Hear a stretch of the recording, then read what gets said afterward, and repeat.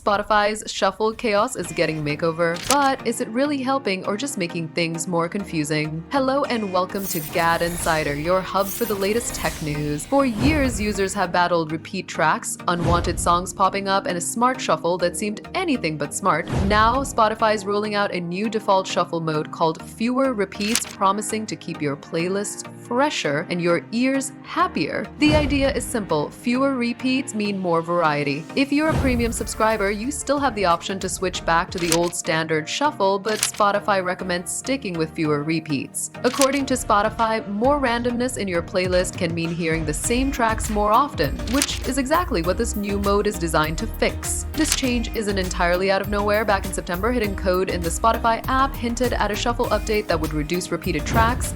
Earlier tweaks gave premium users the ability to turn off Smart Shuffle, a controversial feature that added songs that weren't even in your playlist. For casual listeners, this shuffle system might already feel overcomplicated. Theoretically, shuffle should just play every track in a random order, letting each song get its fair turn, but instead, Spotify has layered algorithm after algorithm, leaving some users scratching their heads. So whether you love it or roll your eyes, Spotify's fewer repeats mode is now the default. It's a small step towards sanity in the shuffle, but whether it truly delivers the perfect mix without repeats remains to be seen. For now, premium users can experiment while the rest of us just hope the music keeps flowing in some sort of logical order without repeating the same 5 songs. Do you think this update will be a hit or a miss? Tell us in the comments, give the video a thumbs up, subscribe to GadInsider, and don't forget to hit the bell icon so you never miss any tech updates.